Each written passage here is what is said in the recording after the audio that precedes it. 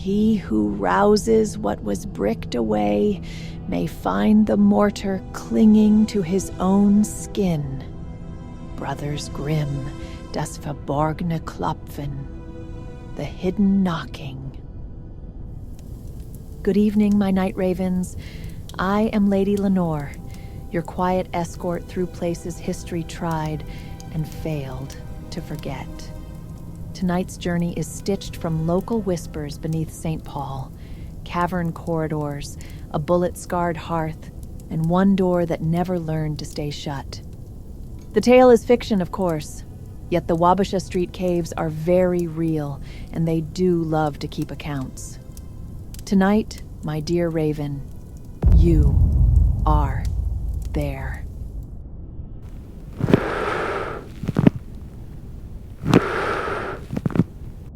You set the last champagne saucer onto the wobbling stack. Crystal kisses crystal. Then the ballroom exhales. Petals lie stamped into the boards like bruises. Chairs stand askew, and a lone sax note hangs, thin, uncertain, before slipping into dust. Shelby, hairpinned, apron streaked with lipstick she's tried to scrub away, leans on the bar's edge, tips you a conspiratorial grin, and jerks her chin toward the cave-black arch behind the stage. Shelby flicks a rag aside and lowers her voice to a hush that reels you in. Ever walk the gangster tunnels? You shake your head. What's down there? Storage? She tilts her chin toward the dark arch. Worse. 4 bootleggers caught a bad hand down here. Card game turned into a firing squad. Winners walked. Losers got bricked up. Her grin widens and then snaps on her phone light, slips a hand into the tip jar, and pins 4 damp 20s beneath an upside-down rocks glass. Knock on the door and they're yours. Gangster hazard pay. Condensation glues the bills to the glass, a green wink you can't unsee. She vanishes behind the curtain, light bobbing.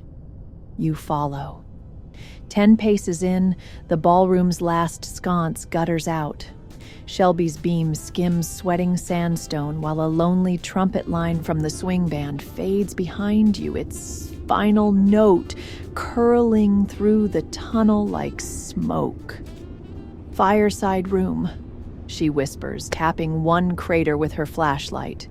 Those Tommy gun signatures, she murmurs. No one's patched them. Maybe so the ghosts feel at home. 40 paces of shadow lie between you and the ballroom's fading glow, and at the end of them, an oak door slouches in the far wall like it was exiled there on purpose. No knob, just a diagonal plank nailed across, the wood grain warped and puckered, like it's been holding a grudge for years. You begin to raise your fist. Knock. Knock. Knock. Waiting and counting heartbeats. 1 Mississippi, 2, 6, 12. The cave exhales dust and nothing else. Shelby lets out a thin, hiccuping laugh, bubbly and laced with leftover Prosecco. As you both turn, the ballroom's light pulls at you, along with the promise of damp 20s tucked beneath the glass. Tap, tap, tap. You and Shelby stop cold, mid-step, mid-breath, and held by the sound. It's soft, deliberate. Not knuckles on wood, it's too muffled for that. More like someone knocking through cloth. Your stomach turns, thinking that wasn't by chance. Someone, or something, knows you're here. Shelby's phone jolts in her grip as the beam cartwheels, scattering gold light across the oak like shrapnel. A thought stumbles out before you can stop it. Echoes never wait this long. They don't learn your rhythm. A slow, metallic taste pools under your tongue. Again, you murmur, show on the surface, panic underneath, then hammer 3 sharp blows. Tap, tap, tap. Pain zings up your knuckles. Tap, tap, tap. The door's answer bangs back before your bones quit vibrating. The whole slab quivers. Gray dust puffs from the jam like a smoker's cough. A hair-thin fracture races down the diagonal brace. Pop. And the two halves sag apart, prying the door away from the stone jam. A sliver of darkness peeks through the fresh gap. Shelby shuffles behind your shoulder. Not funny. I swear I didn't rig this. Dust spirals through the beam, landing softly on your lashes. It smells like old cigar boxes steeped in river water. A half-formed thought chokes to the surface. Something on the other side just leaned in. Curiosity edges out caution as you ease 2 fingers into the seam. Slick, cold, throbbing like something alive, barely contained. The gap eases open, sighing wet and sharp. Cold air surges through, steeped in damp stone and bootleg burn. A card slips through the gap, spinning once, then slaps the ground with a wet kiss. Shelby sucks in a breath. You flip it with your toe. Ace of spades. With a bullet hole dead center, it's a clean exit, no fray. From the slit, a voice raspier than sandpaper snakes out, "Deal me in." The words burrow under your skin and slither up your spine, 1 syllable at a time. Shelby's hand clamps down sharp, urgent. We need to go. Now. But before you nod, the door inhales, a slow, wet gasp, like something breathing through the rot. Then, movement. A pale, bloodshot eye creeps into view through the crack. Unblinking, hungry. It lingers on you. Then Shelby, as if weighing which of you to claim first. The eye blinks away. Sound replaces it. Knock, knock, knock, knock, knock. Oak heaves forward.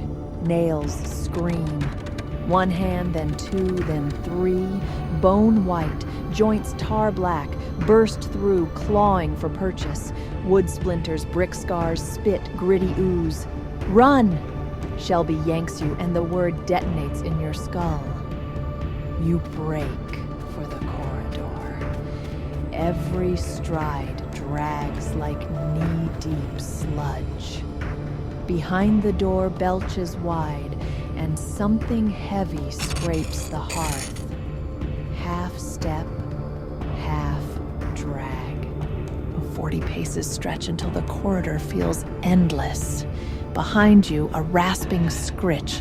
Scritch, scritch drags along the limestone, nails tracing every step you take. The passage spills into a service hallway. The exit bar looms ahead like a red lifeline. Shelby slams her palm against it, and the door flies inward. You shoulder the heavy steel slab shut. Clang. The latch slams home.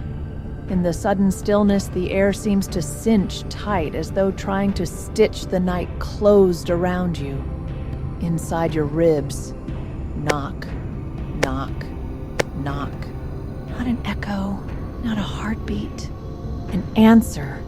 Shelby's grip welds to your sleeve. Above ground, please. Her voice sounds like gravel sucked under a door. Up a bleach-sour stairwell and into the service lobby you burst, Shelby waving down the first 2 security guards she sees. A stocky guy in a loose blazer and a tall buzz-cut type with a clipboard. Your story tumbles out in uneven gasps. Stocky frowns like he's heard better bar jokes and folds his arms. Easy, champ. Did a drunk in a fedora give you a scare or what? Tall clipboard flicks a flashlight over your dusty sleeves. Any weapons on you? No. Let's walk it before we start paperwork. Back past the hearth they go, clipboard sweeping neat arcs with his light while Stocky mutters, "Looks like Capone's basement set." The beam hits the wall where the door stood. Bare limestone. Clipboard exhales.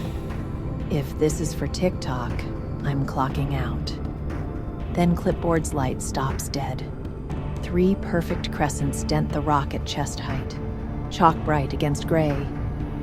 He drags a thumb across one white dust powders the skin, but the stone where he touched still steams faint warmth. Stocky forces a chuckle that dies mid-throat. Come on, somebody drilled that. Clipboard wipes his thumb on his blazer, voice gone thin. Drilled it while the bit was red hot, maybe. He swings the beam to you. You carve these? Before you can protest, a low vibration thrums up through your boots. A bass note, no speakers playing. The limestone underfoot seems to resonate like someone knocking from deep inside the wall. Knock, knock, knock. Cold air balloons in your lungs, as if the room itself has just inhaled. If it can gouge your knock into stone, what might it carve into bone? Shelby's hand hooks your sleeve. A silent anchor. The two of you step back, inch by inch, leaving the guards to debate drill bits and prank walls in voices suddenly too flat. That subsonic knock follows, matching each pulse as you climb the stairs. Thud, thud, thud. Like a second heartbeat learning the cadence of the first. Above, the heavy service door groans open and shoves you into the damp night. A single street lamp flickers at the edge of the lot, smearing gold light across the brick facade. The night air hits you, thick with wet limestone and something sharp, like oil and dust. You gulp it down, ribs aching. 3 breaths, no knock. Shelby's fingers are still clamped around your arm. Laughter and nausea tangle in your throat, neither strong enough to win. She lets go, slow, then flexes her knuckles like she's surprised they're still hers. Still want the 80? She asks, voice flat as sidewalk chalk. The words drop between you, swallowed by the river's hush. Your chest answers, one solitary thud, deep and deliberate. As Shelby's voice fades, the question lingers, not in your ears, but somewhere deeper. You press your palm flat to your apron pocket, as if you could quiet the thudding inside your chest. Your fingers find something slick. The ace of spades, with the same bullet hole clean through the middle. It is impossible. It's the same card. The one still lying in the cave dust. But how? A second thud stirs under your ribs. The card quivers in your grip. Behind you, somewhere inside the limestone bluff, 3 hollow knocks roll across the water. Slow, patient, knowing. Knock, knock, knock. And Shelby goes still beside you. Her wide eyes say she heard it too. The card slips from numb fingers, lands face down, then flips itself once, and though compelled to stare back at you. No wind. Yet it begins to slide toward the cave entrance, inch by inch, like metal drawn to a buried magnet. Your feet refuse to follow, but the beat in your chest falls into step, keeping pace with its crawl across the pavement. So, my dear ravens, doors remember the hands that knock, and some travel light, keeping the rhythm they were taught. A faint answering tap rides the wind, and you can't tell if it drifts from the caves or from inside your ribs. Stone, after all, has a long memory. And doorways? They're only mouths, waiting, hungry, and once a mouth learns your voice, it never forgets the taste. So if a midnight breeze ever knocks back, think twice before you decide to answer. This is Lady Lenore, guiding you back to the light, if only for a moment. Sleep well, my children of the dark, and if you wish to return to the shadows again, strike the like button, subscribe, and let the bell lead you home. Whisper your brush with the unknown below. Poe and I are always listening.